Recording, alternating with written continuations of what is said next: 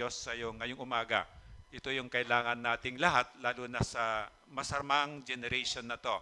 Bakit sinabi niyang masamang generation na to? Kasi nakikita natin, hindi na lingid sa mata natin na grabe na yung paghamak sa Panginoong Yesus, grabe na yung pag-reject kay Jesus, grabe na yung kasamaan, at grabe na yung walang respeto, walang pagmamahal, at huwag ka nang lalayo. Kahit sa pamilya natin, nararamdaman na natin yan. Kaya ito yung katunayan na kailangan natin ang Panginoong Yesus. So, nandito tayo sa series natin, Book of Acts. Alam natin na kasunod ito ng Luke na pinag-aralan natin. At salamat sa Diyos sa marami nating bagay na natutunan sa Kanya. So itong last week, pinag-aralan natin yung si Jesus ang Panginoon at Kristo. Sana tayong lahat dito, nagsisiruin na tayo dito. Ibig sabihin, wala na yung agam-agam. Wala na yung question mo, totoo bang Diyos si Kristo? Totoo bang Panginoon siya? Sana kahit ngayong umaga, kung meron ka pang duda doon, sana sa biyaya ng Diyos maging klaro ito. Kasi ito yung kailangan natin, yung paniniwala. Paniniwala, ito yung magliligtas sa atin at hindi lang yon. Yung paniniwala natin, ito yung ito yung magdudulot sa atin na magandang inaharap. Kasi napaka-power po ng mind. Kaya pag-aralan natin, ito dapat narurule mo. Ibig sabihin, every thoughts mo, lahat ng nasa isip mo, dapat control mo yan. Kasi dito po yung playground ng demonyo. Kasi napakalawak po niyan, napakalaki niyan, madali siyang gumawa ng kwento. At kapag inayaan mo ang demonyo ang pumasok diyan, puro kasinungalingan ang gagawin niya. So ito yung sana, by this time, okay na tayo dito. Ngayon kung hindi ka pa okay ngayon, ikaw mismo, alam mo yung sarili mo, manalangin ka, hingi ka ng tulong sa Diyos na sana mawala anuman dudang meron ka sa Panginoong Yesus. At natandaan natin, yung pagtataas sa Panginoong Yesus, ito na yung naniwala ka sa Kanya, hindi lang yung pinupuri mo siya, hindi lang yung tinataas mo yung pangalan niya, kundi pinag-aralan natin yung literal na itinaas ng Diyos Ama ang Panginoong Yesus. Pagkatapos ng Pentecost, yung Pentecost na after na mamatay siya, hindi siya nanatiling patay, di ba? Nabuhay sa muli. Pero nang mabuhay sa muli, hindi siya dumiretso ng langit. Nag-stay siya ng 40 days para magpakita siya sa mga gagamitin niyang witness na magpapatotoo na siya ay nabuhay na muli. Kaya lang, after 40 days, sabi niya, pag-akyat niya ng langit, sabi niya sa mga alagad niya, huwag kayo munang lalakad. Hantayin niyo yung pangako ng Ama.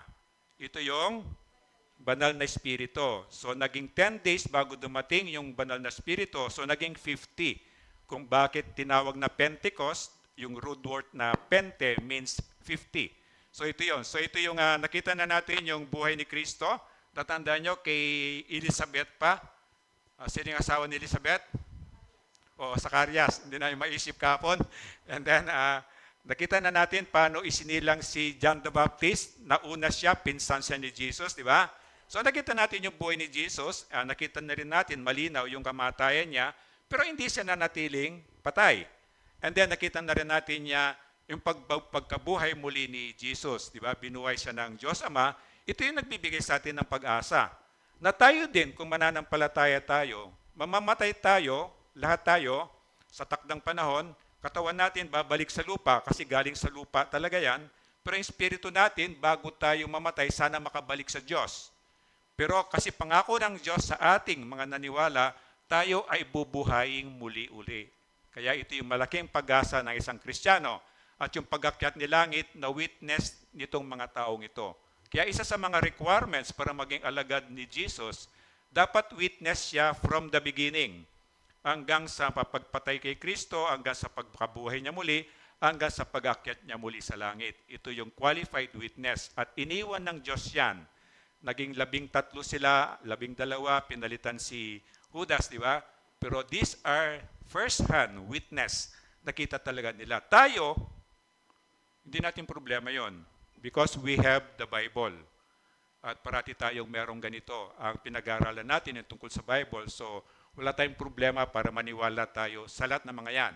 At ngayong umaga, ito yung resulta ng pangangaral ni Pedro, tungkol kay Kristo. At ito yung Nakita yung salvation sa baptism at sana madaanan natin mamaya. At mukhang mainit na starting last night. So pwede na tayong mag-baptize ng next Sunday, God willing. So isisingit ko lang para baka makalimutan ko. Yung mga naglista kayo doon na willing kayong magpa-water baptism kasi ang utos ng Diyos sa akin at sa ating lahat, mga leaders ng simbahan, sabi niya, go and make disciples of all nations. Tapos utos niya, baptize them in the name of the Father and the Son and the Holy Spirit. Then teach them to obey all my commands. Sabi ng Diyos, huwag kang mag-alala, tutulungan niya tayo o sasamahan niya ako. So far ngayon, meron ditong 5 na God willing, kung may start natin, just be ready on Sunday. Dala kayo ng pambasa ninyo kasi pagkatapos mabaptize, papalitan mo yung damit mong yon para you can join uli rito. And then, itatry natin kung kaya natin yung 5 people. Parang in-estimate namin 5 minutes ata bawat tao, so that will cost us mga 30 minutes. So anticipate nyo na medyo overtime tayo siguro ng konti kung hindi natin talaga kaya. Kasi natambak po ito, natigil ang water baptism since the pandemic because of the healthy precautions. So, ang nakalista dito, si Benji Jaime, nandun si Jojo, si Cecil Biroy, si Ariela Joy, nandun siya sa Sunday School, si Justin Ronald Arellano, and then si Albert Flor.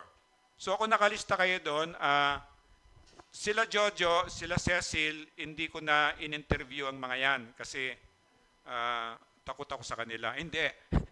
Kasi kilala ko na sa kanila. Pero the rest, kailangan ko yung interviewin. So every Sunday, yung nakalista doon, i-interviewin sa room na yon. And then para sure tayo sa gagawin natin, hindi po ito biro-biro. Hindi siya basta ritual lang. This is a covenant with the Lord. So gagawin natin siya ng as much as we can, gagawin natin siyang tama. So ito po yun. So ito yung baptistry. So ready kayo kung yung 5 ito. Ngayon mangyayari, ang ECF, ang baptism natin is once a month, every last Sunday of the month. Kaya lang ngayon, please endure with us kasi ang daming naipon. So ang mangyayari siguro, every Sunday meron tayong water baptism. So sana tis muna, bari ma-overtime kasi hindi natin pwedeng i-compromise yung preaching din. So isisingit din natin yon. So ito yung pag-aaralan natin today na resulta ng pangangaral ni Peter tungkol kay Jesus Christ. Sa Acts chapter 2, nasa verses 37 na tayo hanggang 42. Pwede po ba tayong tumayo bilang respeto sa pagbasa ng salita ng Diyos at sabay-sabay natin siyang basahin. Nabagabag ang kanilang kalooban nang marinig ito. Kaya tinanong nila si Pedro at ang ibang mga apostol, mga kapatid, ano ang dapat naming gawin? Sumagot si Pedro, pagsisihan ninyo, talikuran ang inyong mga kasalanan at magpabautismo kayo sa pangalan ni Hesukristo upang kayo'y patawarin at tatanggapin ninyo ang kaloob ng Espiritu Santo. Sapagkat ang pangako ay para sa inyo at sa inyong mga anak at sa lahat ng nasa malayo sa bawat taong tatawagin ng ating Panginoong Yesus. Marami pang inilahad si Pedro upang patunayan ang kanyang sinabi at nanawagan siya sa kanila, iligtas ninyo ang inyong mga sarili mula sa parusang sasapitin ng masamang lahing ito. Kaya't ang mga naniwala sa ipinangaral niya ay nagpabautismo at nadagdagan ang mga alagad ng may 3,000 katao ng araw na iyon. Inilaan nila ang kanilang mga sarili upang matuto sa turo ng mga apostol, magsama-sama bilang magkakapatid, magsalo-salo sa pagkain ng tinapay at manalangin. Amen. Tayo manalangin. Ama, salamat po na iniwan mo po ang salita mo po at nag-ayos ka ng lugar na katulad ng ECF Center kung saan mo kami kakausapin. At salamat po, nandito po kami. Dahil ikaw po yung dahilan, ikaw po talaga naman ang tunay na nagdala sa amin dito. Ikaw ang gumawa ng paraan na makakyat po kami dito sa taas at makarating po kaming lahat dito. At ngayon po, O Diyos, inihingi po namin yung biyaya mo na makinig po kami sa iyo. Alam po namin, ang kalaban mo, ang devil, ayaw po niya na marinig namin ang iyong salita. Kaya tulungan mo pong bawat isa po sa amin dito. Inihiling ko po sa kapangyarihan ng Banal na Espiritu mo na i-cover mo po itong lugar na to ng iyong mga angels at itaboy mo po, O Diyos, ikaw po yung mag-alis ng espiritu ng antok po. Alam mo po na pagod ang katawan po namin at comfortable po kami ngayon, pero wag mo pong hayaan na mamiss po namin ang sasabihin mo po sa bawat isa po sa amin. Salamat po, Diyos. Ito po yung dalangin ko, ito po yung dalangin namin. Sa pangalan ni Kristo, Amen and Amen. Pwede pong umupo. So sabi niya, nakikita natin kahit ngayon, ano ba yung sa kanila napagabag sila, di ba? Hanggang ngayon sa atin naman, kahit hindi ka Kristiyano, may mga question kang ganito eh. Ano bang dapat kong gawin para makapunta ako ng langit? Paano ba ako maliligtas ang isang tao? Anong gagawin ko? Anong pamamaraan sa pamamagitan nito? So ang daming mga question na yan. Kung bakit every Sunday, by the grace of God, pinipilit nating masagot yun. Na ginagamit nating sagot, mismong salita ni Kristo. Kasi there is a power in the word of Christ. Kaya nga ito yung pilitin nating maunawaan. Remember, sabi ng Diyos, hindi mo kasi naunawaan. Remember yung panalangin ni Jesus nung bago siya mamatay? Ama, patawarin mo po sila. Hindi po nila alam ang kanilang ginagawa. So the same po ngayon. Kung hindi ka hingi ng tulong sa Diyos, magkakamali ka. At pag nagkamali ka, of course, yung consequence ng maling yon, hindi tatanggalin yon. At ang consequence, alam na natin yon. Kuminsan nakakamatay, kuminsan temporary, at kuminsan permanente. Ibig sabihin, no turning back, hindi ka na talaga mababalik. Kaya napaka-importante po na meron tayong tanong, hayaan natin ang Diyos ang sasagot. O siyempre may tanong ka, hindi sasagot ang Diyos tuwing nag-iisa ka, matatakot ka. So sasagot siya sa mga ganitong, isa sa mga paraan, ganitong gathering. Kasi ginagamit natin yung salita ng Diyos bilang kasagutan. And then pagtataas sa Panginoong Yesus, ito yung pinag-aralan na natin last week, alam na natin yan, buhay kamatayan, pagkabuhay na muli, pag-akyat sa langit. At ito sana dikit ng Diyos sa isip natin para hindi natin siya basta makalimutan.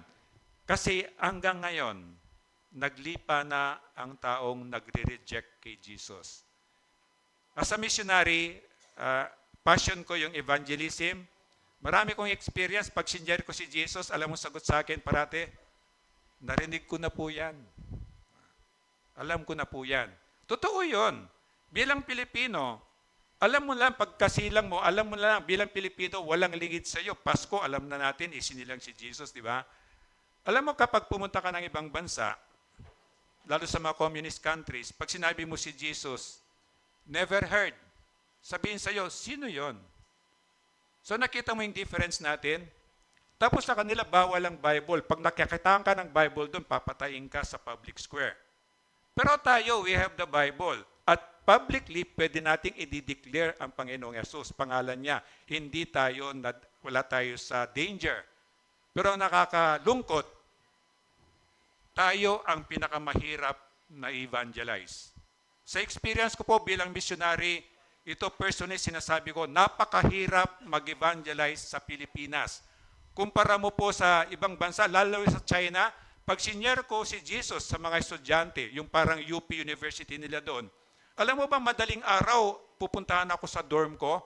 Kasi estudyante ako doon. Para makapasok ako sa university, nag-enroll ako na nag-aaral ako ng Mandarin. Pero ang focus ko talaga, mag-evangelize sa mga tao. Kasi hindi niya mawari. Ano yung sinabi mo sa akin kanina, hindi ako makatulog? Totoo ba yun? Ito po yun. Ito po yung gawa ng Holy Spirit. Sa ibang bansa, the same. Hindi kasi nila alam eh. Mga Buddhist yan, mga animist, mga communist yan, di nila alam about Jesus Christ. Pero ang Pilipino, nagsisimula ka pa lang, binanggit mong Panginoong Yesus, nire-reject ka na. At sana, tayong lahat dito, kaibigan, kung nandito ka pa, huwag kang malungkot. Pwede mo pong baguhin ang iyong kaisipan. Pwede mong subukan maniwala sa Panginoong Yesus. At papatunayan niya sa iyo na siya ay tunay na Diyos. At kung hindi, sabi nga niya, mahal ka niya, binayaran ni Jesus ang kasalanan mo, gagawa siya ng paraan para makuha niya yung attention mo. Ano yung pinagkakabisihin mo? Trabaho? Hindi pa kayang tanggalin ng Diyos ang trabaho? Anong pinagkakabisihan mo kahit bakit walang natitirang oras para sa Panginoon? Pamilya mo ba? Hindi ba pwedeng hayaan ng Diyos temporarily guluhin yan? Ito po yun. Bakit? Kasi mahal ako ng Panginoon eh. Gagawa siya ng lahat ng paraan para baka sakali maniwala ako sa Kanya. Anong hindi mo maiwanan? Negosyo mo? Ang Diyos ang nagbigay. Diyan, take note. Hindi ba niya pwedeng tanggalin yan? Ano lang yan eh. Kung paano niya ginather yung mga isda, na sabi niya, kapag ang mga lagad ko binagsak yung net, sabi ng Diyos, kayo mga isda, punta kayo doon para mahuli kayo. Para ipakita ko yung kapangyarihan ko. Negosyo mo, hindi pa kaya ng Diyos na hindi alam ng tao, hindi nakikita yung negosyo mo at walang pupunta sa iyo. Hindi pa kaya ng Diyos yon. Kasi bakit? Dahil hindi kanya mahal? Hindi. Mahal kanya eh. Kaso nga lang, nakakalimutan mo na siya dahil sa negosyo mo. Nakakalimutan mo na siya dahil sa pamilya mo. Nakakalimutan mo na siya dahil sa trabaho mo o eskwela mo o karir mo o ano man yon. Gagawa ang Diyos ng pamamaraan kasi mahal nga niya tayo. So John 16:8-9, sabayan niyo ako. Pagdating niya ay kanyang patutunayan na mali ang mga taga-sanlibutan tungkol sa kasalanan, tungkol sa katuwiran, at tungkol sa paghatol ng Diyos. So ayaw natin ng ayaw natin ng negative, di ba? Ayaw natin ng parusa, gusto natin puro God's love. Totoo naman yun eh. God loves you, God loves me. Totoo yun. Pero hindi po siya natatapos doon. God is love, God is also just. Ha? Ang Diyos ay nag-bless, ang Diyos din ay nagpaparusa. Ang Diyos ay nagdidisiplina, ang Diyos ay nagmamahal. Perfect po ang Diyos, hindi pwedeng isang side lang. Kasi perfect God siya. Kaya sabi niya, sino yung darating na sinasabi niya? Remember, sabi niya, antayin niyo yung pangako ng Ama. So, pagdating ng pangako ng Ama, ito yung niya. Pagdating ng Holy Spirit, sabi niya, ay ang Holy Spirit, ang magpapatunay na mali. Mali tayo. Until na maamin mo sa Diyos o sa sarili mo man lang na mali ka, hindi mo babaguhin yon, tama? Kasi paninindigan mo yung mali paninigin mo ng tama, di ba? Kasi wala tayong, because of our pride, gusto natin parati tayong mali, wala tayong tama, di ba? Ayaw nating maging mali sa ibang tao. So dito sabi niya, pagdating ng Holy Spirit, patutunayan niya na mali ang mga taga-sanlibutan. Sino taga-sanlibutan? Tayo yon. Nasabi niya, tungkol sa kasalanan. Di ba? Tungkol sa kasalanan. Tungkol sa katuwiran. Pangalawa, at sabi niya, tungkol sa paghatol ng Diyos. Paghatol na lang ng Diyos, naririnig mo na? Pag gumawa ka ng kasalanan, anong sabi ng kaibigan mo? Okay lang yan. Maintindihan ka ng Diyos. Ha? Mali yun eh. So ang tunay na kaibigan, sabihin mo, huwag mong itigil mo yung maling yan kasi mapapahamak ka dyan. Kasi naintindihan mo, yung tungkol sa paghatol ng Diyos. Kasi hindi mo pwedeng i-bribe ang Panginoon. Hindi mo pwedeng palitan yung paghatol niya. So ito sabi niya, maintindihan natin yan tungkol sa katuwiran. Anong katuwiran? Righteousness. Na di ba, naririnig mo na, hindi naman akong kasinsama ng kapitbahay ko. So sa tingin mo, matuwid ka. Walang isa mang matuwid sa atin, tama? Walang isa man ang walang kasalanan sa atin. At maintindihan mo yan, mawawala yung pagiging mayabang natin. Bagkus, kapakumbabaan. Kailangan natin ng malaking kapakumbabaan para lang mabigyan natin ng pagkakataon ng Diyos na kumilos siya sa buhay natin. Hanggat hindi natin isinusurrender ang sarili natin, tayo pa rin ang magiging Diyos ng sarili natin. At doon tayo mapapahamak. Sabi niya sa 9, verse 9, patutunayan ng Holy Spirit ang tungkol sa kanilang kasalanan sapagkat hindi sila naniwala sa akin. Kapag hindi ka naniwala kay Jesus, nireject mo si Jesus, wala kang Holy Spirit dito, di ba? Ang pangunawa mo, parating mali. Ang decision mo, parating mali.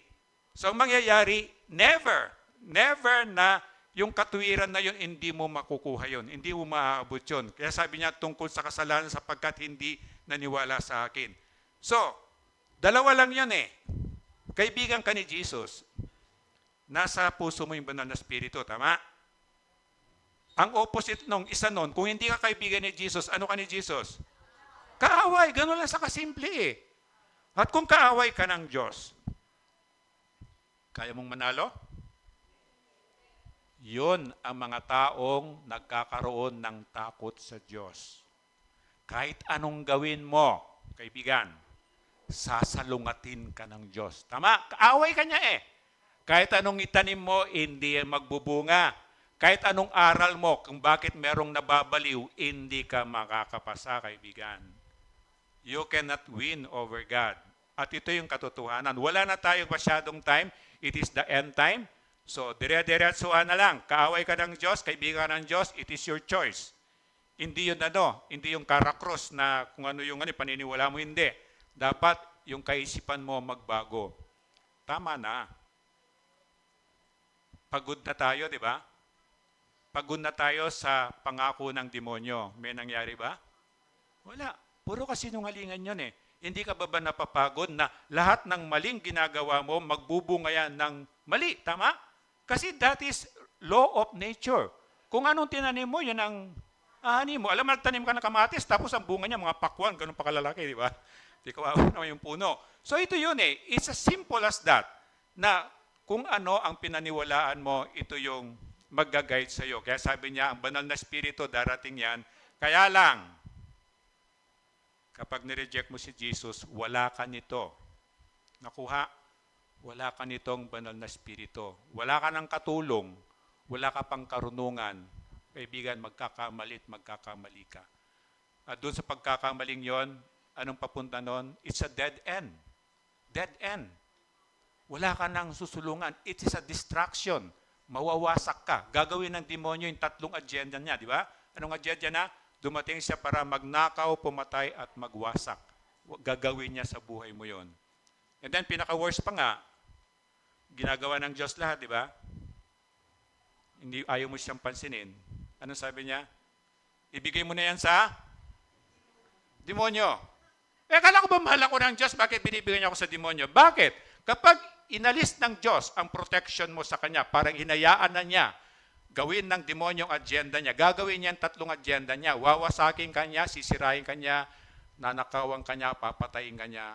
Baka ang hope ni God, at the end of the day, wala ka nang mapuntahan, wasak ka na, wala na magtiwala sa iyo, pero merong nakabukas na pinto. Papunta po sa Diyos yon.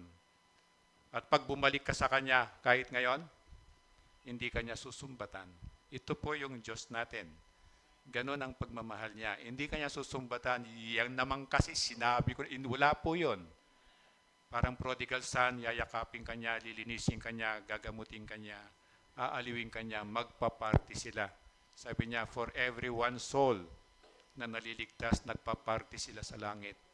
At ito po yung tatandaan mo, ganon ang pagmamahal ng ating Panginoon. Kaya sabi niya, yung pag-aaral natin ngayong umaga, resulta ng pangangaral. Meron akong ginawang 4 na puntos. Ito yung ang resulta ng pinangaral ni Peter, si Jesus sa mga tao, sila'y nabagabag at resulta ng pagkabagabag nila, sila'y napatawad. At nang napatawad sila, of course, nagkaroon sila ng kaligtasan at sila ay nagpatuloy. At ito yung nawi-witness ko sa simbahan at sana may paliwanag mamaya yung nagpapatuloy. At dito marami akong nakita nagpapatuloy. Ito po yung iglap lang, although pag-aral natin mamaya, ito yung mga tunay na ebidensya na ikaw ay legit. Ikaw ay legit, hindi ka na-scam ng ICF. legit ang tinuro sa iyo ng ACF. Kasi kung scammer tayo, matagal ka nang wala. So una, nagbagabag, 37, sabayin niyo ako, nabagabag ang kanilang kalooban ng marinig ito. Kaya tinanong nila si Pedro at ang ibang mga apostol, mga kapatid, ano ang dapat naming gawin? So dapat sa atin ganon. Ano yung application? Anong gagawin ko? Kung meron palang hell, kung meron palang langit, anong gagawin ko? Kung meron palang Jesus, meron palang devil, meron palang Satan, anong gagawin ko? Sapat in personal application natin, meron tayong ganitong naghahanap ka ba ng kasagutan doon sa hindi mo alam. At ang sabi niya, nabagabag, ano yung nabagabag? Naghanap ako ng may hikaw may hikaw. Sino may hikaw? Di ba ano yan? Tinutusok, di ba? Tinutusok. Kaya lang ngayon nata, hindi na masakit kasi meron nung panahon kasi, pinipitik-pitik yan hanggang sa hindi mo na maramdaman, sa kanila tutusokin. Pero ngayon meron ng pagpamanhid. Ang ibig sabihin nababagabag, parang ganon. Parang tinusok ka ng matalim na bagay at umabot doon sa kaibuturan ng puso mo, dumaan sa buto mo, kasakasukan. Parang ganon. Yung ganong klaseng, nung marinig mo ang salita ng Diyos, nabagabag ka. So nakuha nyo, nabagabag yun talagang hindi mo lang pinansin, kundi naramdaman mo talaga. Naramdaman mo talaga yung salita ng Diyos, parang tumurok sa ikabuturan ng iyong puso. Nung marinig nila ito, kaya tinanong nila, at sana ito yung question din natin, paano ako magiging mabuting Kristiyano? Paano ako magiging tapat sa Panginoon? Paano ako magiging mabuhay ng tama? Ano ba yung katuwiran na dapat ipamuhay ko? And then, kasi nabagabag sila, anong message ni Peter? Ang message ni Peter, sabi niya, alam niyo yung inaantay niyong Messiah? Yung tagapagligtas, yung hari, si Jesus yun eh. Kaya lang sa halip na paniwalaan nyo siya, pinatay nyo siya, pinapatay na pa ninyo sa masasamang tao. Sino yung masasamang tao? These are the Romans. Romans ay Gentiles katulad natin na sumasamba sa Diyos-Diyosan, inaalok pa nga nila yung anak nila parang handog sa Diyos-Diyos, ganun sila kasama. So sabi niya, itong Messiah, hindi nyo na nga pinaniwalaan, pinapatay pa ninyo. Remember, sa halip na si Jesus ang palayain, pinalaya si Barabas na siya na talaga, guilty criminal talaga siya, na ito convicted na, pero si Jesus, nakita nga nila Pilato, walang kasalanan nga yan eh. Di ba? Innocent siya, pero pinili nila yung maling decision. Bakit sila nagkamali ng decision? Because they do not have the Holy Spirit. Wala silang guidance. So maling decision nila. Sabi ni Peter, kayo'y nagpapatay sa kanya at pinapatay pa ninyo sa masamang tao. And then sabi niya, pero itong pinapatay nyo, sabi ni Pedro, binuhay ng Diyos Ama. Kung ikaw yon, makaramdam ka ng takot. Merong Diyos Ama na nagtanggol kay Jesus. Ikaw, na hindi mo lang nire-reject si Jesus. Ikaw, na inaaway mo si Jesus. Ikaw, na nilalabanan mo ang Panginoong Yesus. Kung naintindihan mo ito, kaibigan, magkakaroon ka ng takot sa Diyos, titigil ka sa anumang kasamaan, at hingi ka ng tulong sa Diyos. Magkakaroon ka ng sinasabi ang takot, fear of the Lord, takot sa Panginoon. Nakikita niya ang lahat. Nakikita niya yung sa puso natin. Nakikita niya yung sikreto natin. Ginagawa nating patago, nakikita niya lahat yun. And someday, sabi ni God, i-reveal niya yan. Paano niya i-reveal? From the rooftop, i-announce publicly. Para pahiya ka? Yes. Kasi kaaway mo siya. So stop rejecting Jesus. Tigil mo na yung pababastos sa Panginoon. Palitan mo ng paggalang. Itigil mo na yung wala ka respeto. Palitan mo ng pagmamahal sa Panginoon. Isipin mo parati, minahal ka niya. And then, naisip nila, anong gagawin namin? Hindi mo na maibalik. Tama? Hindi katulad ng computer, pag nagkamali ka, undo. Sa cellphone, pwede mong i-back, pwede mong burahin. The same sa kasalanan natin, kaibigan. Once it is done, hindi mo na may babalik yon. Pero, salamat sa Diyos, meron siyang daan palabas. Ano yung daan palabas niya? Sabi niya, ikumpisal mo ang kasalanan mo, tapat ang Panginoon, patatawarin kanya, lilinisin kanya sa anumang karumihan. Ito yung katapatan ng Diyos. Padaanin lang, saglit lang yan. Huwag lang tatapat sa atin. And then sa mga illustration nung anong gagawin nila. Remember yung Paul road to Damascus, Acts 9. Natandaan niyo si Paul, siya yung Saulo yung unang pangalan niya. Same persecutors na mga Christians. Kapag Kristiyano ka, ipipersecute ka niya. Pinapakulong, pinapatay. So, ganun kasama si Saulo. Mayaman siya, official siya ng government, meron siyang kapangyarihan. And then one time, nung papunta siya sa Damascus, may narinig siyang boses. Of course, sa Diyos yun. Sabi niya, Saulo, Saulo, bakit mo ako pine-persecute? Siyempre, natakot si Saulo. Sino po kayo, Panginoon? Sabi niya. Sabi ni Saulo, ako si Jesus na matagal mo nang kinakalaban. Nabulag siya, di ba? Ngayon pakita ng Diyos ang kanyang kapangyarihan. Gumawa siya ng miracle. Bakit gumagawa ng miracle ang Diyos? Hindi para sa Christians. Gumagawa ng miracle ang Diyos para sa hindi pa Christian. Para yung Christian na yon, yung hindi pa mananampalataya yon, because of that miracle, maniniwala yan. So nakuha, ikaw na Kristiyano, gumagawa ng miracle si Dan, pero hindi nakatulad ng mga talagang mirakulo talaga ng malalaki. Kasi meron ka ng Bible, meron ka ng pananampalataya, everyday gumagawa nga ng miracle ang Diyos sa iyo. Yung buhay ka pa, umihinga ka, nakakakyat ka dito sa fourth floor. These are miracles. So itong si Pablo, naranasan niya yon. Na nabulag siya, binigay sa instruction ng Panginoon, pumunta ka sa ganitong propeta, ipagpipray ka, at mawawala yung pagkabulang mo. Sa dulo ng kwento, siya ay naging pang-13 actually dun sa mga apostles ni God. Sa halip na kaaway siya ng Diyos, hindi lang siya naging kaibigan ng Diyos, naging tagapaglingkod pa siya ng Panginoon. Ito po yung plano ng Diyos sa ating lahat. Lahat tayo, alos kaaway tayo ng Diyos nung araw. Pero ngayon, hindi natatapos sa inalaga niya tayo, gusto niya makasama niya tayo sa mga ginagawa niya sa kanyang ubasan. Kaya ang sabi ni Paul, sabi niya, nung ma-realize niya yung, Panginoon, ano po ang gusto mong gawin ko? So sana ngayong umaga, pumasok sa isip mo rin to. Kung may naintindihan ka sa sinasabi ng Diyos, Panginoon, ano po ang gusto mong gawin ko? Ito yung exciting part, kaibigan. Dito gagawa, ituturo ka sa kapangyarihan ng Banal na Espiritu, anong gagawin mo, at pagdating ng araw, meron kang testimony, meron kang magandang patutuo. Isa pang illustration nito, yung jail sa Philippi, Acts 16, di ba? Na ito yung, natandaan niyo yung merong isang parang teenager na babae, meron siyang kapangyarihan galing sa demonyo. Take note, meron siyang kapangyarihan galing sa demonyo para meron siyang kapangyarihan manghula.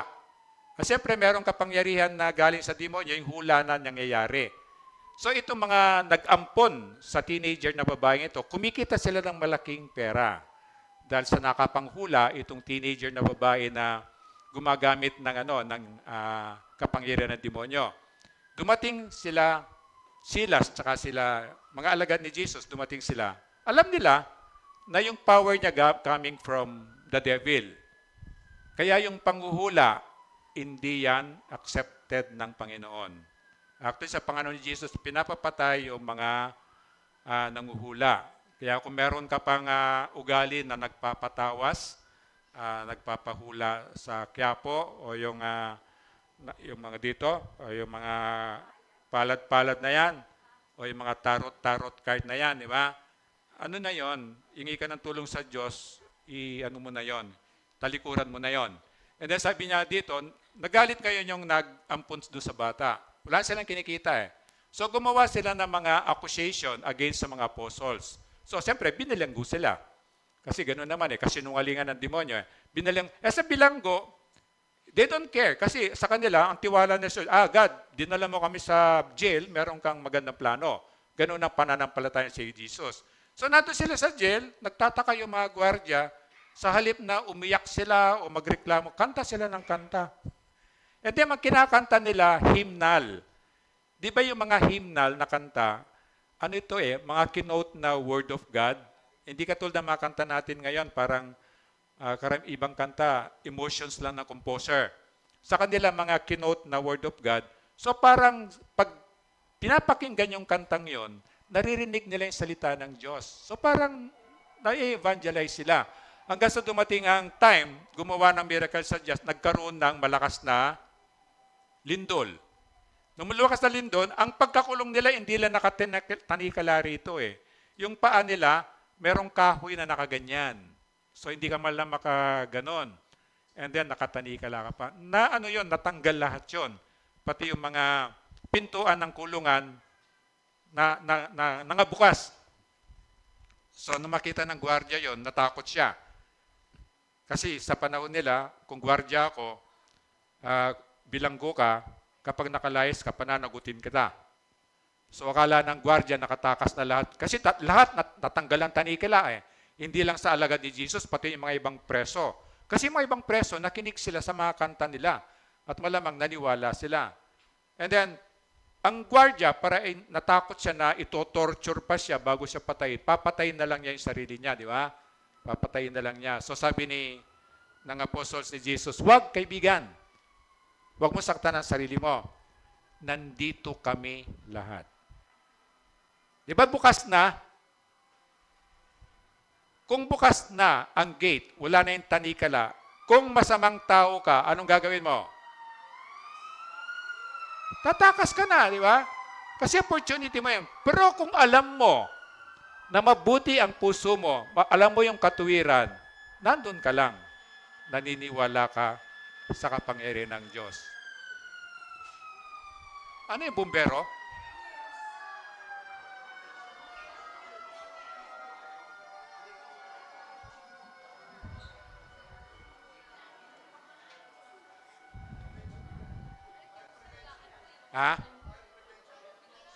Fire prevention. Kala ko may nasusunog. Wala pong nasusunog. Parada ng mga bumbero. So pilitin na lang ninyong makinig. So nung makita nila yon na hindi sila tumakas kasi naniwala sila sa Diyos, pinakita ng Diyos yung miracle na yon. And then sabi ng gwardiya, mga Ginoo, ano po ang dapat kong gawin upang ako ay, yun Di ba kapag nasa bingit ka na ng kamatayan, hindi mo na kailangan turuan manalangin ng tao? Aantayin mo ba? Aantayin mo pa ba yung panahon na yon? Ngayon pa lang, wala kang problema, okay ka lang, lumapit ka na sa Panginoon at ang tumbukin mo, ito, yung kaligtasan. Kasi hindi mo alam hanggang kailan ang buhay natin. Kapag namatay ka, wala nang magagawa kahit yung panalangin natin. Ipagtirik man kitang kandila, ipamisa man kita, wala na pong magagawa yon. Habang buhay ka, you decide. Saan mo gustong pumunta? Sa langit? Sa impyerno? Dalawa lang po yon. Dalawa lang po. Ang good preaching, tinuturo ko sa kanila, huwag niyong sugarcoat lang, hindi puro, alam ko gusto natin yung happy. Tama naman yon. Pero huwag mong tatanggalin yung mga babala ni Jesus. Si Jesus mismo, sabi niya, dinidiretso niya. Hindi mo ako sinusunod, sabi niya. Suwail ka, rebelde ka. Kasi sinusunod mo yung tatay mo. Sinong tatay mo? Ang demonyo. Sabi niya, siya yung tatay mo. Si Jesus mismo yon. So, huwag tayong ma-offend na hindi puro love lang. Maganda yon. Pero kailangan maging ready tayo dun sa warning ng Panginoon para mawala yung pride natin, yung kayabangan natin para ba nabang ambuti nating tao, di ba? Na ang bilis-bilis magturo. Pero tingnan mo, 3 daliri mo nakaturo sa'yo. Di ba? Pero ang bilis natin magturo. Pag natutunan mo ito, wala na. Ibabaligtad mo yon. Ako kasi, Di ba? Kaya sabi ng Diyos, para kapakumbabaan, sabi niya, ituring mong mas mabuti ang kapwa mo sa iyo. Mahirap, di ba? Ayaw natin yung gusto natin tayong nasa taas eh. Gusto natin tayo yung, pag nagkukwentuhan lang, gusto natin tayo yung bangka. Di ba? Walang gusto magpatalo, di ba? Kaya makita mo yung tahimik doon sa mga nagkukwentuhan, siyang natututo. Ang dami niyang naririnig. So sabi niya, sana ganito, mag-focus tayo sa kaligtasan. Ngayon ligtas ka na. Paano yung mahal mo sa buhay?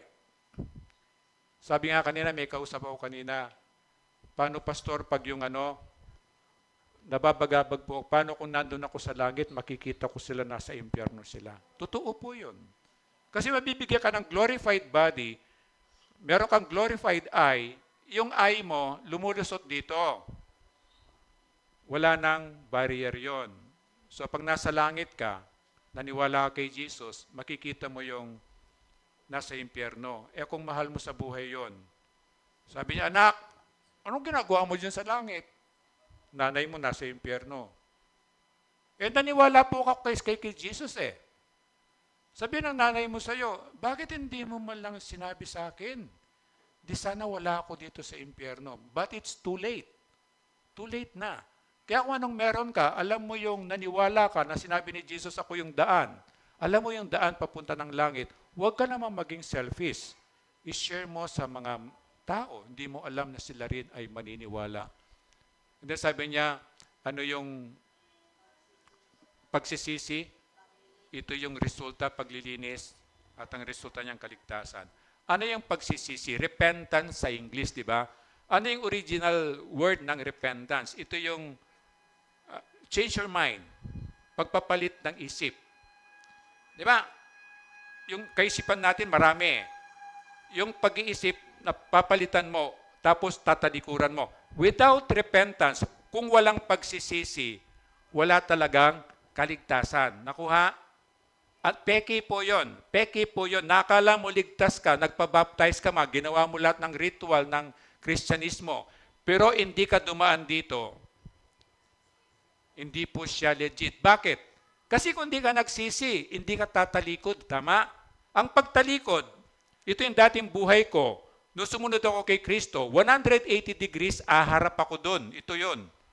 Wala na ako doon, tatalikuran ko na yon. Ito yung pagsisisi. Kaya sabi niya, from the start pa, sabi ni John the Baptist, repent and turn away, magsisi ka at talikuran mong kasalanan mo at magpabautismo ka. Ito po yung pagsunod-sunod na niyan. Kasi pag pinagsisiyan ko, lilinisan ako ng Diyos yun, di ba? Wala na yung pride ko. Inaamin ko kay God na may kasalanan po ako. Inaamin ko kay God, hindi ko po kayang bayaran ang kasalanan ko. Inaamin ko kay God, kung di mo ako tutulungan, hindi ko kayang sumunod sa iyo. Araw-araw po nagkakasala ko, hindi nga po mabilang. Nagkakasala ako sa isip, nagkakasala ako sa gawa, nagkakasala ako sa salita. Nagsalita lang tayong laban sa kapwa natin. Alam mo yung mga nagmamarites, di ba? Yun, nagkakasala ka na. Kung minsan nagkukwento ka, dinagdagan mo yung kwento mo para maganda, di ba? Kung minsan binawasan mo, pagsisinungaling na yun eh. So ito, hanggat hindi mo inamin ito, hindi mo po aabutin, hindi mo mararanasan yung pagsisisi. Again, ang pagsisisi, papalitan mo ang iyong kaisipan.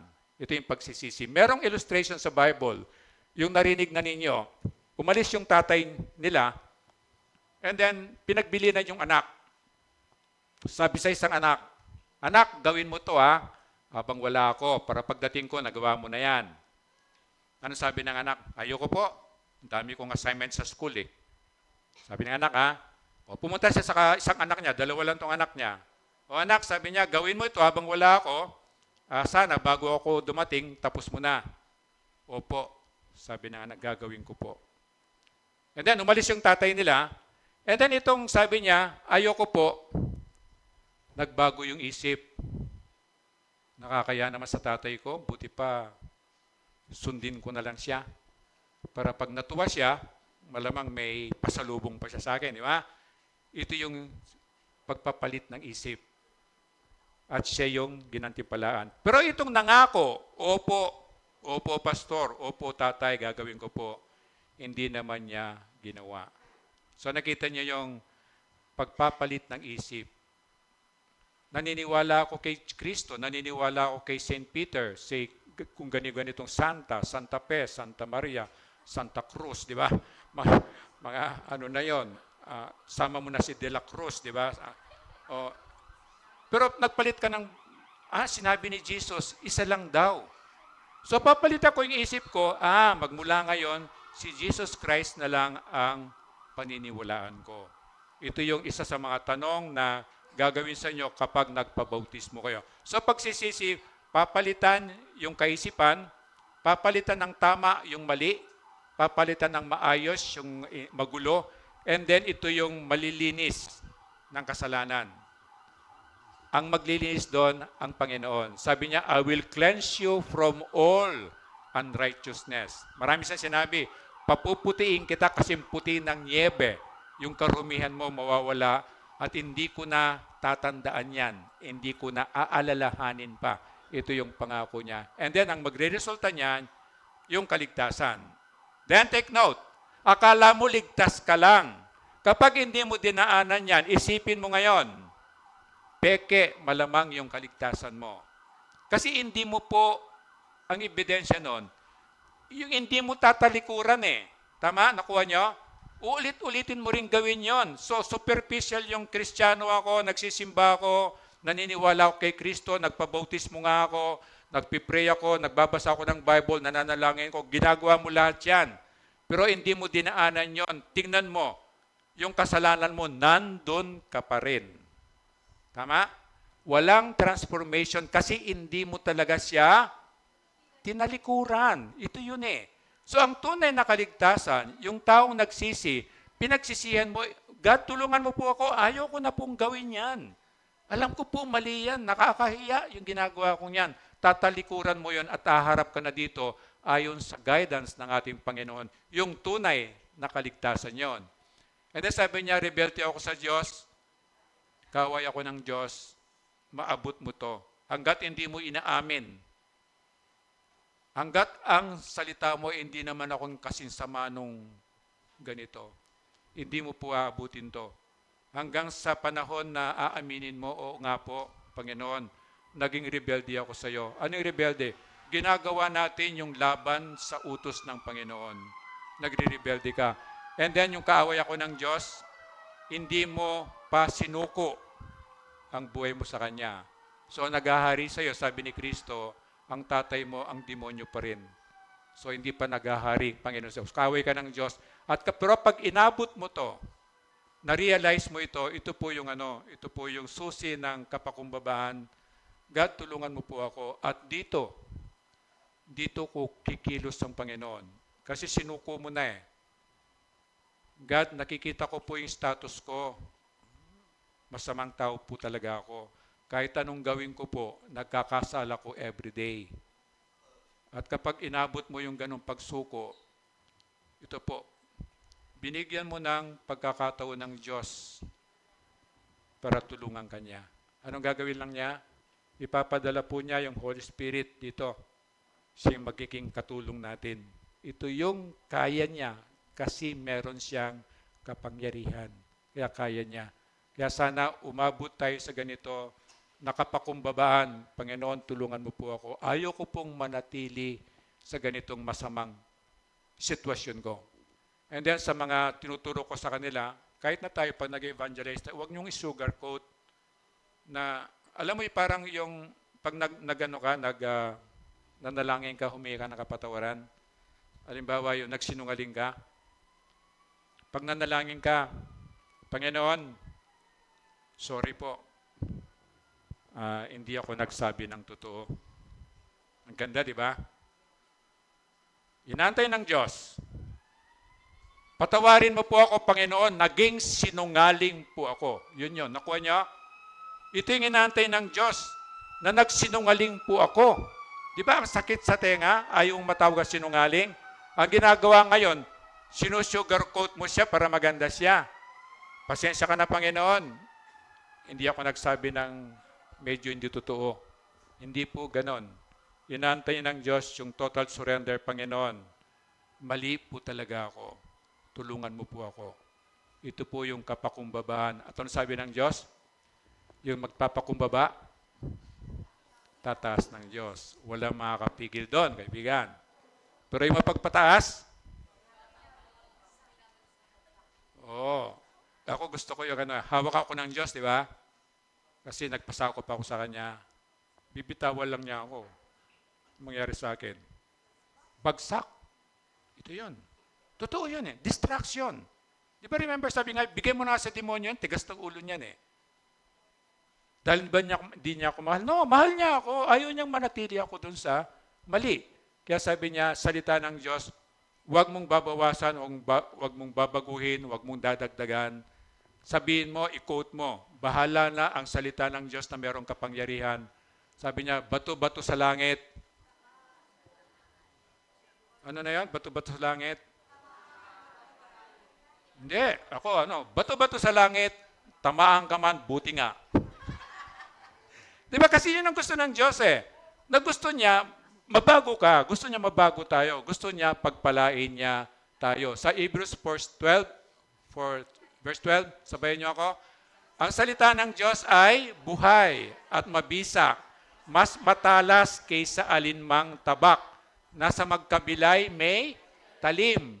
Ito'y tumatagos maging sa kaibuturan ng kaluluwa at espiritu at mga kasukasuan at buto at nakakaalam ng mga iniisip at binabalak ng puso.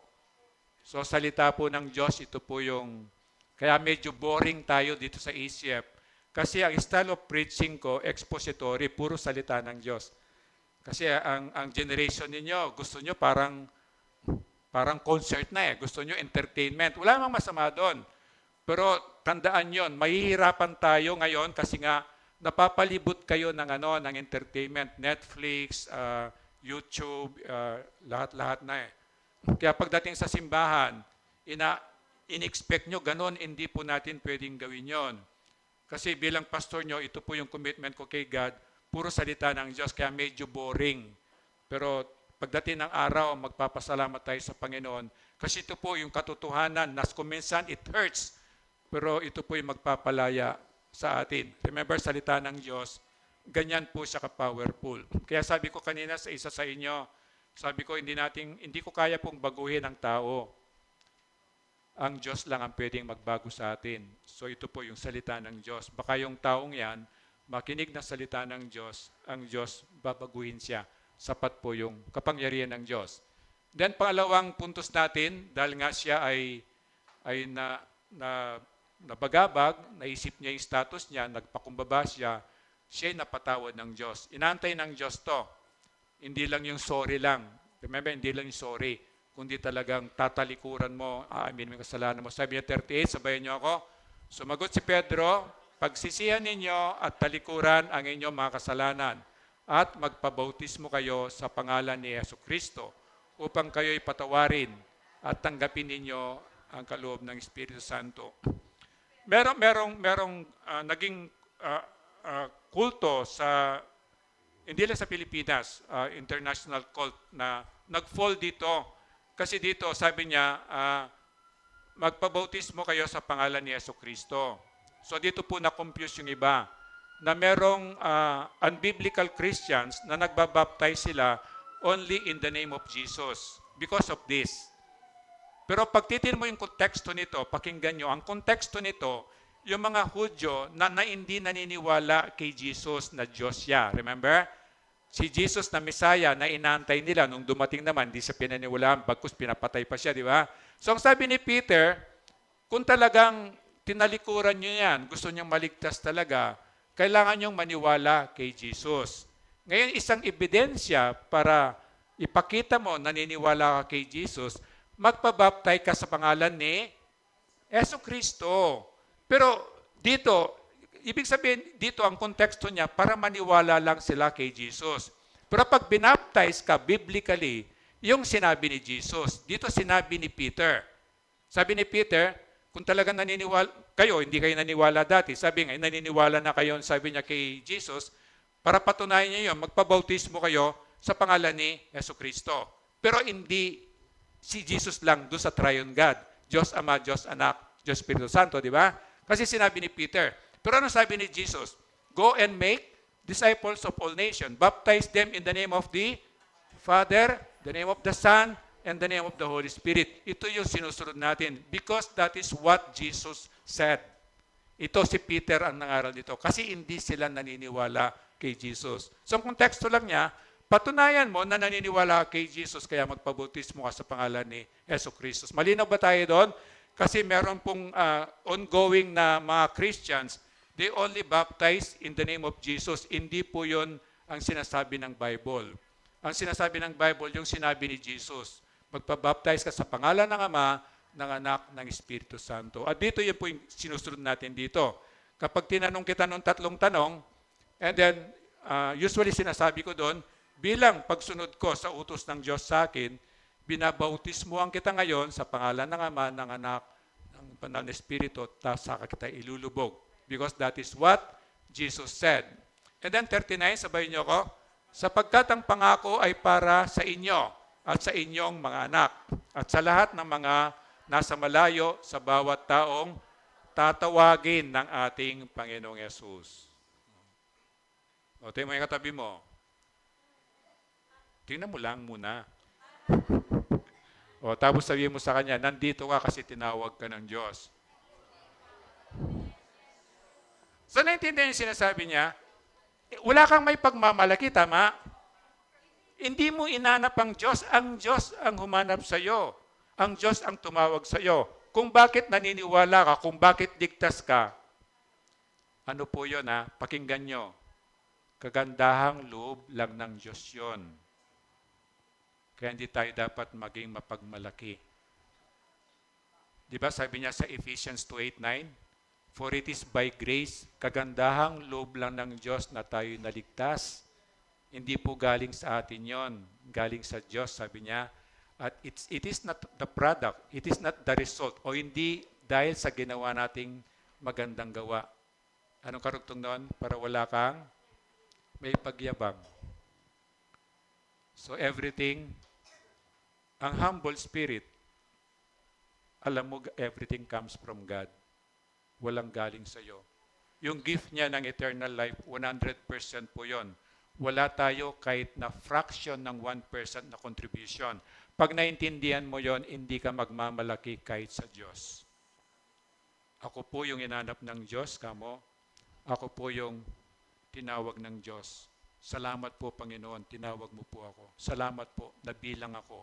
At salamat po, binigyan mo po ako ng puso na nag-respond ako. Anong respond ko? Panginoon, naniniwala po ako sa iyo. Tulungan mo po ako, susunod po ako sa iyo. Sinusurrender ko po yung buhay ko. Ito po yon. Ito po yung inahantay ng Diyos sa ating lahat. And then pangatlo, naligtas. Marami pang inilahad si Pedro upang patunayan ang kanyang sinabi at nanawagan siya sa kanila. Iligtas ninyo ang inyong mga sarili mula sa parusang sasapitin ng masamang lahing ito. The same po yung panawagan ng Panginoon ngayon dito.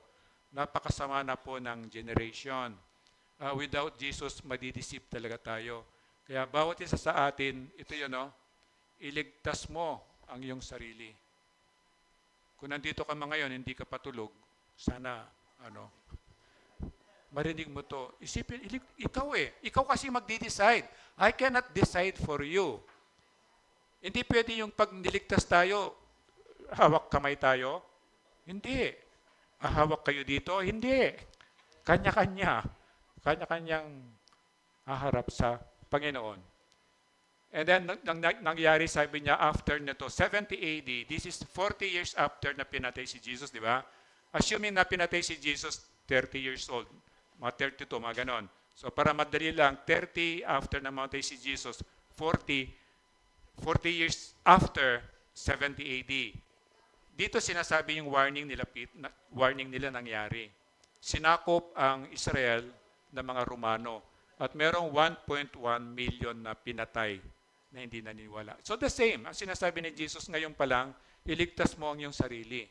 Paano mo gagawin yun? Makinig ka at sumunod ka sa ating Panginoong Yesus. 41, kaya't ang mga naniwala sa ipinangaral niya ay nagpabautismo at nadagdagan ang mga alagad ng may 3,000 katao ng araw na yon. Imagine mo isang preaching Parang ganito, isang preaching, 2.5 minutes nga lang sinabi ni Peter eh, yung pinakabuod nun, pero naniwala 3,000. Kaya lang, kala mo ang laki-laki, pero hindi po. Ang mga tao doon, sabi ng mga historians, they are 500,000 to 1,000,000 yung audience niya. Pero ang naniwala doon, sabihin mo pinaka-conservative, 500,000, 500,000. Ang naniwala, 3,000. So maliit pa rin. Parang dito, sa generation natin, kumisang kailangan kong mag-Bible study ng 1,000, tapos ang magiging bunga ko, isa lang. Ganun po ka-stubborn ang tao. Ganun po kailangan ko ang tulong ng Diyos para lang, kahit isa lang yon ay matunay na maligtas yon. Kaya sabi niya, spiritual abortion, asukal sa simbahan, ito yung iniiwasan ko kung bakit na alam ko kahit boring ako mag-preach, puro salita ng Diyos dahil dito po. Kasi pwede kong ano yung spiritual abortion? Ito po yung nasa simbahan, pero patay. Patay ang espiritu. Nakuha niyo? Nandito ka sa simbahan, kung bago ka, okay lang yon. Pero matagal ka na sa simbahan, pero patay ang espiritu mo. Bakit? Sabi ni Jesus, I am the way, the truth, and the life. Ako yung daan, ako yung katotohanan, ako ang buhay. Without Jesus, yung spirit na patay because of sin, hindi pwedeng mabubuhay yon. At pag hindi ako nagsikap, hindi ako humingi ng tulong sa Diyos, kahit na 10 taon na kitang tinuturuan, parang inabort kita, espiritu mo patay pa rin. Nakuha niyo? Ito po yung pinipilit na hindi narat. And then, ang mangyayari, sukal sa simbahan. Ano yung sukal sa simbahan? Hindi ka naman problema. Nandito ka sa simbahan, faithful ka nag-a-attend ng simbahan, hindi ka naman kumukontra, hindi ka naggugulo, tumutulong ka pa nga. Ano yung sukal sa simbahan? Sinasabi ng Bible na yung tares sa, halimbawa yung palay, di ba nagtanim ng palay? Pag nagtanim ka ng palay, may mga tutubong sukal, di ba? Hindi man puro palay yan, kahit nandilinis mo yan, may susubo pa rin sukal, tama? Anong sabi ng mga farmer ni Jesus, mga lagad niya? Panginoon, gusto mo tanggalin po namin yung mga sukal? Anong utos ni God? No. Hayaan mo silang sabay na lumago. Pagdating ng pag-harvest, sabi niya, gapasin niyo yung sukal, separate niyo, gapasin niyo yung palay, ihiwalay niyo. Itong palay, lalagay natin sa kamalig. Ito sukal, susunugin. Another word for hell. Hanggang ngayon, the same. Kaya pinipilit kong, yung iba na gagalit sa akin dahil very strict ako, ayaw ko pong maging patay kayo, manatili kayong patay. Matagal ka na, gusto kong mabuhay ka talaga, gusto kong maligtas ka. Ayaw ko maging sukal ka sa simbahan. Matyaga ako na paglilingkuran kita, gagawin ko po yon dahil mahal ko kayo. Pero ayaw kong manatili kang ganon. Kasi darating araw po, sasalain po ng Panginoon. At ayaw kong maiwan ka. Na bilang family, sabay-sabay tayo.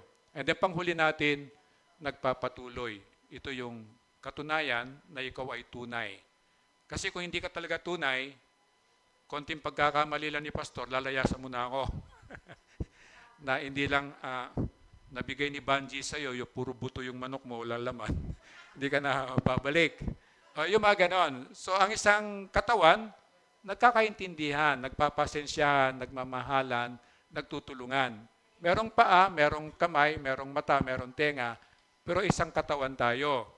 Ako na nagtuturo rito, hindi ako mas importante dun sa nagwawalis dyan. Sa mata po ng Diyos, pantay lang po tayong naglilingkod sa Diyos. Kaya lang, yun ang calling mo. Taga-walis, ako taga-turo. So nagpapatuloy, ito yung verse 42, inilaan nila ang kanilang mga sarili upang matuto sa turo ng mga apostol. Magsama-sama bilang magkakapatid, magsalo-salo sa pagkain ng tinapay at manalangin. So ito po yung nagagawa natin yan. Dito lang tayo mahina sa panalangin. Before pandemic, meron tayong midweek service. Wednesday, 6 p.m. yon. ano yon, naka-design siya para sa prayer talaga. Kaya lang because of the COVID, natigil. And then I tried my best na ibalik siya. May mga pumunta siguro, minsan hanggang sa nangyari, natira ako pa rin. So ako na rin. Pero it's okay pa rin. Pero inantay ko pa rin po na ito. Nagagawa na natin yan. Nag-aral tayo ng salita ng Diyos. Nagsama-sama tayo bilang kapatid. Nagagawa na natin. Salo-salo sa pagkain. Nagagawa na natin. Dito medyo mahina tayo. Ito po yung powerhouse ng simbahan na meron talagang tinawag na group of people na wala silang ginawa kundi manalangin. Alam mo sa mga ibang simbahan, mga leaders na yung preaching medyo alam na nila, meron mga taong nandun na pinagpipray ako dapat habang nagpipreach ako. Dito po yung power ng simbahan. O may mga group of people na nagpipray sila kahit sa text lang. Naggrupo-grupo sila and then meron silang prayer time every day, parang ganon. And then resulta ng pangangaral, again ito, sana'y natutunan natin, matandaan natin na gagawa ang Diyos para mabagabag ka, para makita mo yung real situation mo. And then because of that, kapakumbabaan, ikay patatawarin at magkakaroon ng, matatanggap mo yung regalo ng kaligtasan. And then dahil kung legit na ikaw iligtas, meron kang Holy Spirit sa puso mo, ikaw po ay magpapatuloy na nandito ka, pero hindi perfection, pero yung pagpapatuloy mo, kumisan mabagal ka sa pag-grow, pero meron pong transformation. Ngayon akala mo nagpapatuloy ka, pero pag walang transformation din, pwedeng sukal ka pa rin. Nakuha? Pwedeng patay ka pa rin. Kasi bakit hindi ka nagbago? Ang tagal ng panahon. Bakit ganun ka pa rin? Ibig sabihin, hindi mo tinalikuran talaga. So, from the start pa, meron ng mali. So, ikaw mismo makikita mo. Nagpapatuloy ka, pero yung mga bunga ng banal na spirito nandyan sa iyo. And then nagpapatuloy ka, merong transformation, may nagbabago. Kung palamura ka, at least nababawasan ng paisa-isa yon. Kung pareklamo ka, nagiging positive ka. Ito po yung barometer na sana, by the grace of God, ay maranasan po natin. So again, alam na natin yung gospel, ang magandang balita ng kaligtasan, yun na yung parati natin pinag-aaralan. Pero dito, ganun pa rin. Meron sa inyo maring kukutsain ang pinag-aaralan natin, meron naman yung magre-reject. Pero okay lang yon. Ito pa rin ang hinahanap ng Diyos, yung maniniwala. Remember from the beginning, dumating siya para hanapin yung nawawala, para bigyan niya ng kaligtasan. Ito pa rin ang agenda niya. So tayo po tumayo at manalangin. Ama, salamat po. Muli ay pinakita mo po na mahal mo po kami. Gumawa ka po ng iba-ibang pamamaraan para tipunin mo po kami. Parang during the time of Pentecost, nagpaugong ka ng malakas na wala namang hangin para matipon po yung tao. Dito po, gumawa ka ng mga pamamaraan para pumunta po kami dito religiously, faithfully, tuwing linggo. Alam po namin may gagawin. Kaya kung meron pa po dito, O Diyos, na hindi pa tunay na isinuko ang buhay niya sa iyo, hindi pa po niya masyadong naintindihan, nawa, O Diyos, mangusap ka sa mga taong ito na kaya mo pong ipaliwanag kahit ngayon na kailangan ka rin nila. Kailangan po nila ng tagapagligtas, kailangan po nila ng gabay. Kaya mangusap ka po sa bawat isa sa amin. At salamat po, Diyos, sa pagkakataon din na magawa po namin yung utos mo na habang inaantay po kita, yung Holy Communion na ginagawa po namin, yung banal na hapunan o na pinapractice po namin para maalala po namin na kung paano mo po binayaran ang kasalanan po namin. At pagkakataon din po, O Diyos, para mahingi namin ng tawad yung mga nagawa namin kasalanan sa nakaraang linggo po. Kaya, O Diyos, naway may task ka namin, maparangalan ka namin sa pag-observe po namin ng Holy Communion. Idikit mo po ang iyong salita sa mga puso't isipan po namin para sa oras po na kailangan po namin sila ay sa kapangyarihan po ng banal na Espiritu na nakatira sa puso po namin ay ipapaalala mo po. Ito po yung dalangin ko, ito po yung dalangin namin sa pangalan ni Kristo. Amen. Pwede pong umupo. So observe tayo ng Holy Communion. Ikaw talaga. Mali pala yung sinabi ni AJ. Hindi po siya parada ng merong sunog sa E. Rodriguez. Pwede tayong tumayo, ipag-pray natin yung may sunog.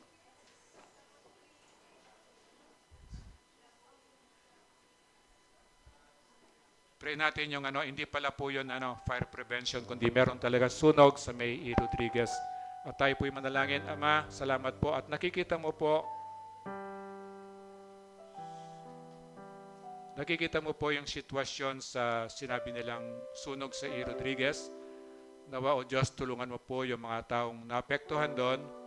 At dalangin po namin na iligtas mo po yung mga buhay at walang masyadong properties na ma-damage po. Ikaw po yung may control ng lahat. Tulungan mo rin po yung mga bumbero na bigyan mo po sila ng karunungan. Maagapan po nila kaagad yung sunog. Hindi na po lumaki. At yung mga tao doon, o Diyos, sila din, maalala po nilang tumawag sa iyo kasi wala pong imposible po sa iyo. Salamat po, Diyos. Alam po namin na nakikita mo ngayon yung nangyayari doon. Ito po yung dalangin namin sa pangalan ni Kristo. Amen and amen. Pwede mo po.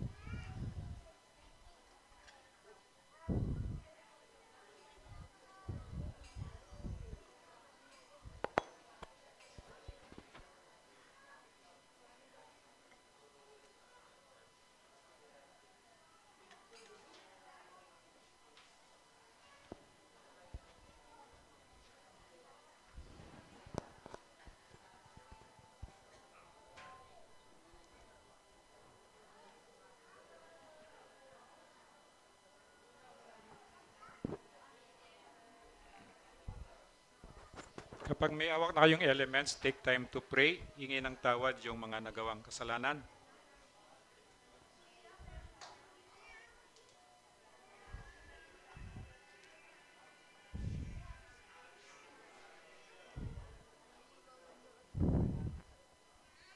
Mamaya na lang mamaya.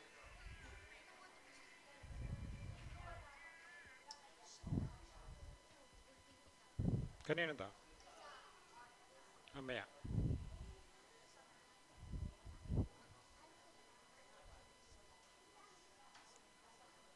Malapit na tapos na tayo eh.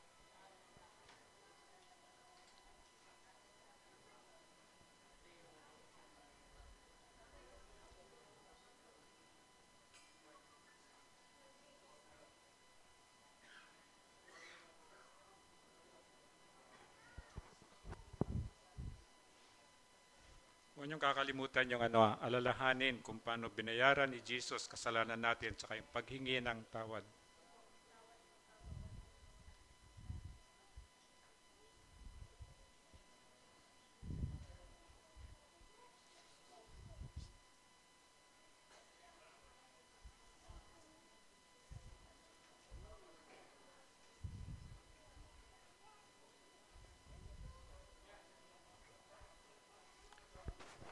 Lahat nabigyan niya. Pag hindi kayo nabigyan, taas yung kamay tapos lalapit po yung usher.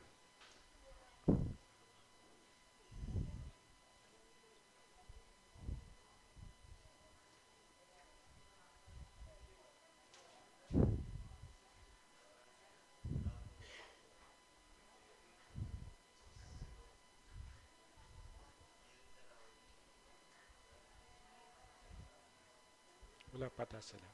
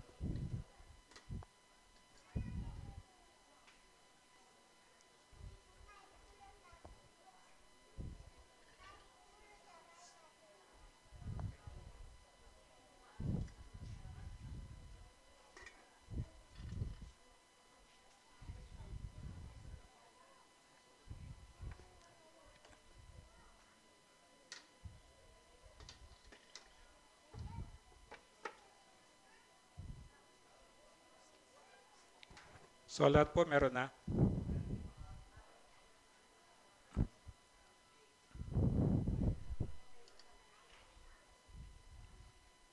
Pwede pong pakitaas yung tinapay at sumunod kayo sa akin. Panginoong Yesus, salamat po sa pagmamahal mo. Salamat po hindi ka sumusuko. Ginagawa ko po ito bilang pag-alala kung paano mo po binayaran ang aking mga kasalanan. Salamat po sa pagmamahal mo sa akin. Ito po yung dalangin ko sa pangalan ni Kristo. Amen. Ngunguyain po siya.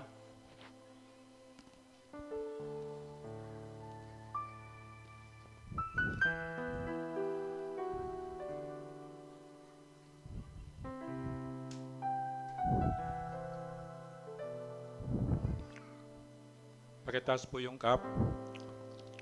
Panginoong Yesus, salamat po sa dugo mo na siya po yung naghugas ng lahat ng aking karumihan. Salamat po at tinubos mo ako sa kabayaran ng aking mga kasalanan. Salamat po sa pagmamahal mo sa akin. Ito po yung dalangin ko sa pangalan ni Kristo. Amen.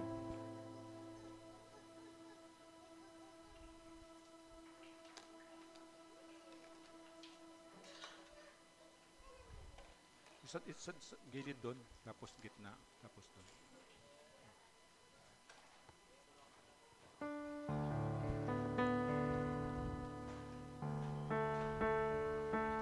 Isa dito sa gilid, tapos siya sa gitna, sa doon.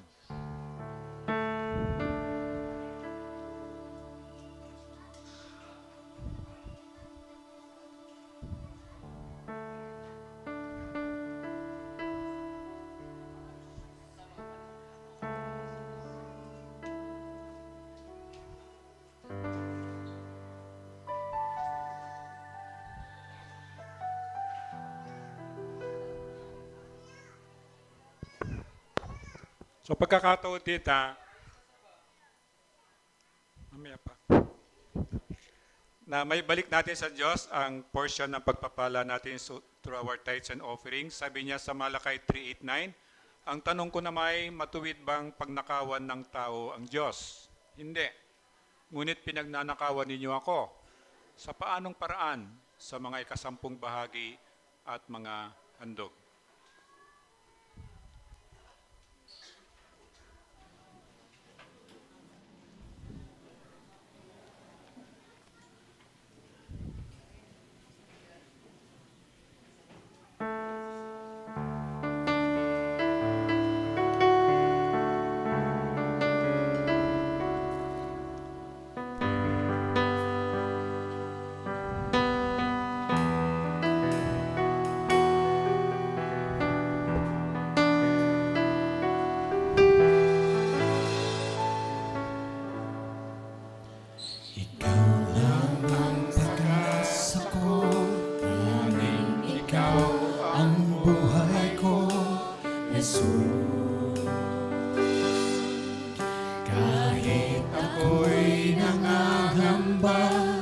basta't ikaw ang kasama, panatag na.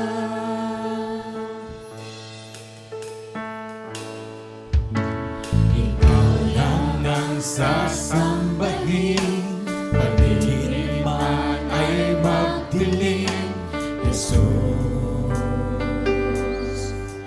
Kahit may suliranin man, lagi kang aawitan, ikaw lamang.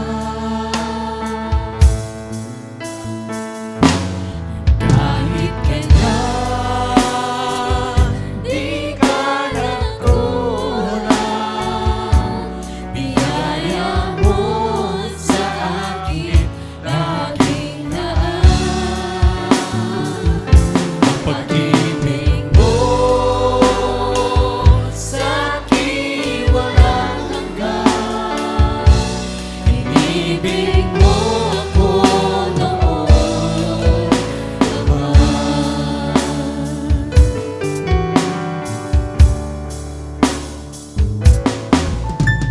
Ikaw lang ang sasambahin, paligid man ay magdilim, Jesus. Kahit may suliranin man, lagi kang aawitan, ikaw lamang. Kahit kailan di ka nagkulang, biyaya mo sa akin laging laan. Pag-ibig mo sa akin walang hanggan, inibig mo ako noon pa man.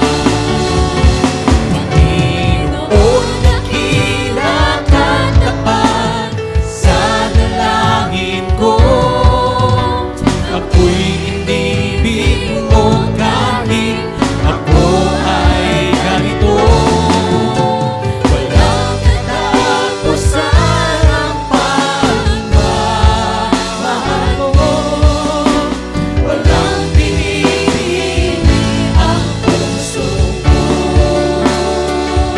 Kahit kailan di ka nagkulang, biyaya mo sa akin laging laan. Ang pag-ibig mo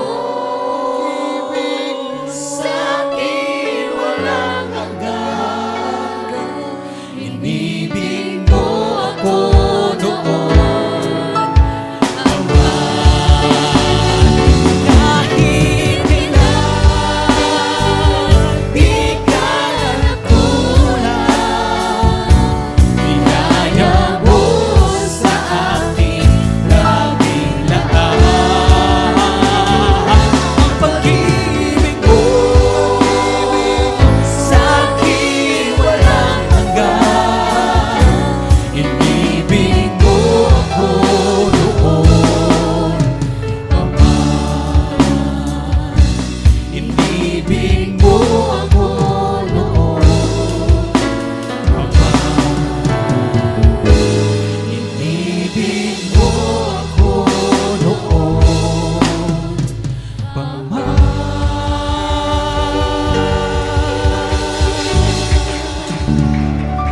Pwede po po para ma-welcome natin yung mga first timer natin. Si Elid Miranda, pwede pong tumayo para ma-welcome ka namin. Elid Miranda. At si Rose Ann Sanchez. Andun po sila sa likod. Yung malapit dyan, pwede nyo kamayan. And then si Verson Ultrera.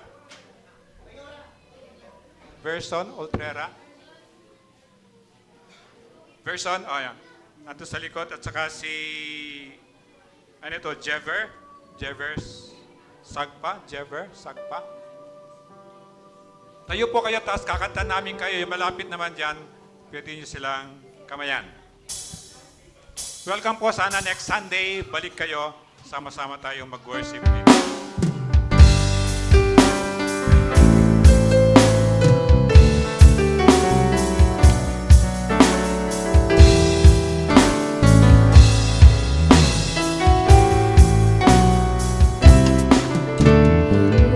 Come to the family. We're glad that you have come to share your life with us as we go in love. And may we always be to you what God would have us be. A family always stand to be strong and to lead on. Welcome po! Welcome po. Sana next Sunday, balik kayo.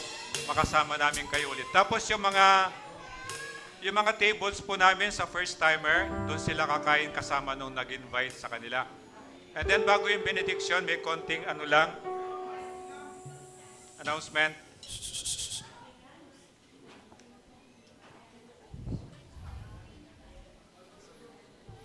Ha? Birthday pa? Oh. Ay, yung birthday pala. Sandali muna. Ito muna. Isa sa ministry natin, meron tayong shelter sa third floor. Palabasin yung maingay. Tapos, yan ginagamit natin as a part of our ministry, yung mga kailangan maligo sa baba. Pero meron pong may mga gagawin tayong changes. Of course, walang maglalaba doon, ligo lang. Tapos, ang paligo ko po, ako mismo, isang balde lang.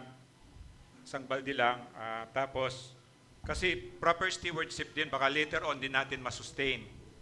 And then, iwanang malinis yung banyo, yung mga balat ng shampoo, mga ganun-ganon. And then, of course, walang basurang iiwanan.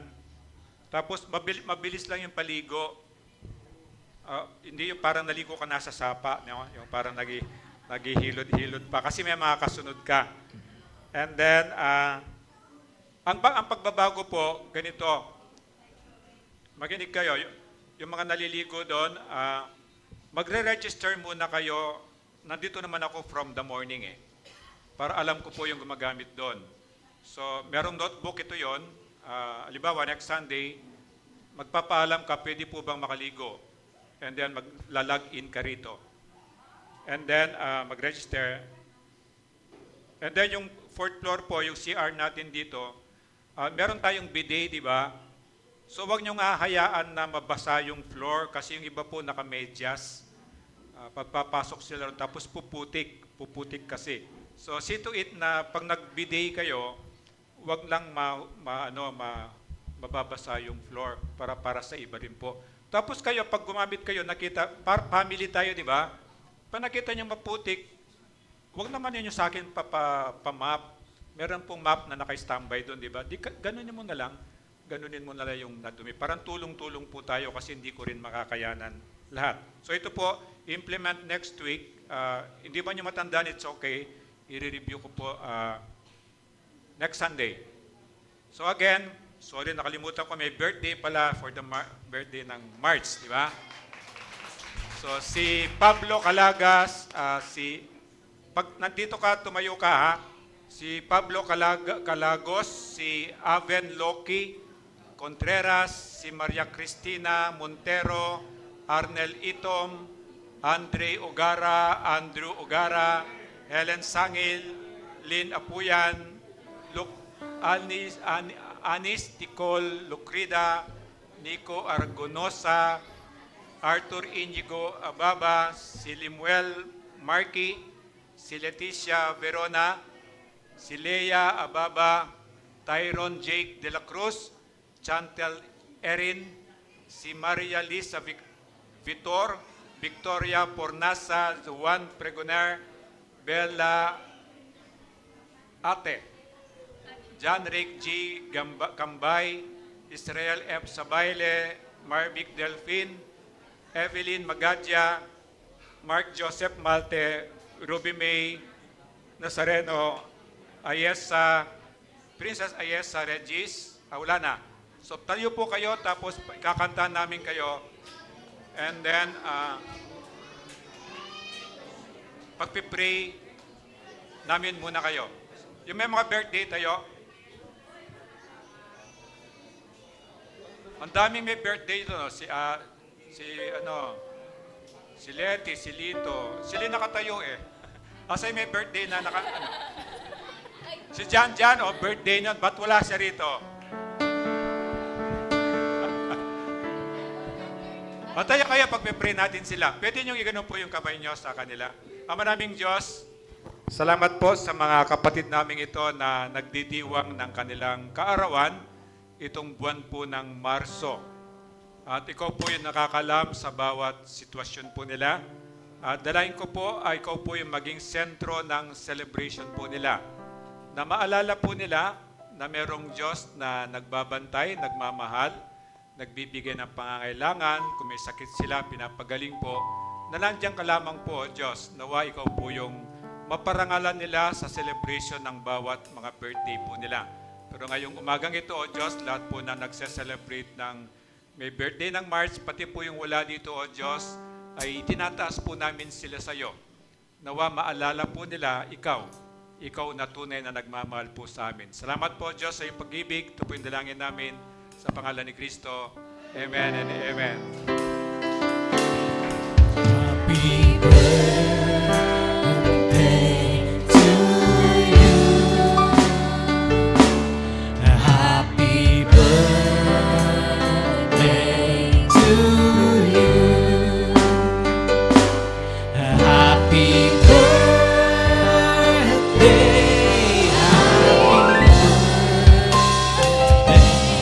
Happy birthday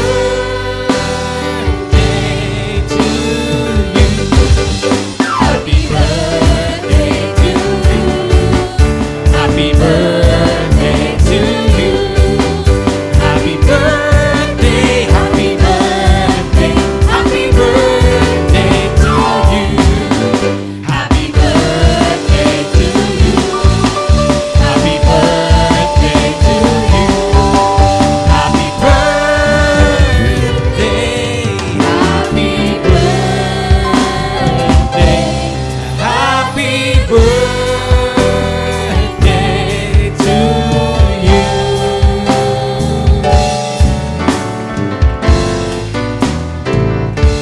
Happy birthday po. So, tayo po tumayo para sa benediction. Mga bata, kamay, ganon, nakayuko, nakapikit.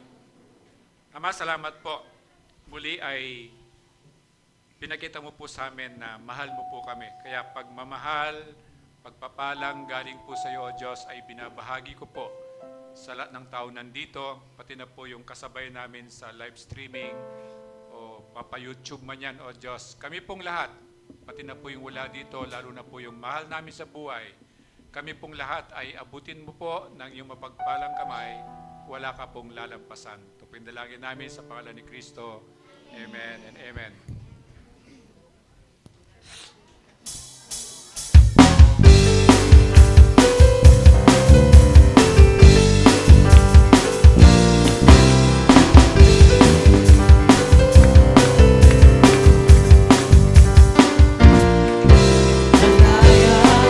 Malaya, malaya, malaya.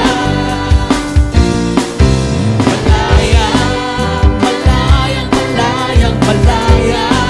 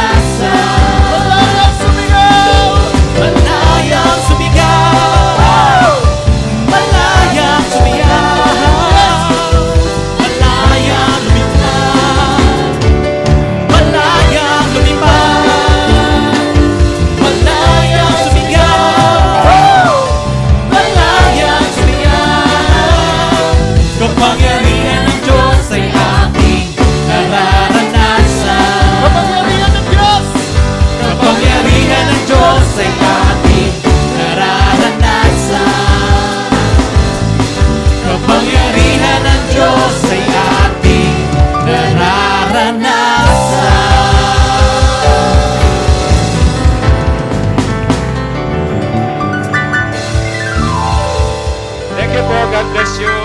Bago kayo malis, kain muna. Bago kumain, picture taking muna. Saan ang camera? Doon ang camera.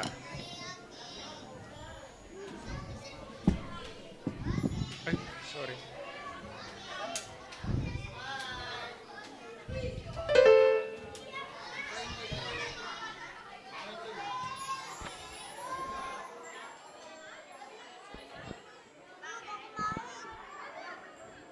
Dito ka sa harap.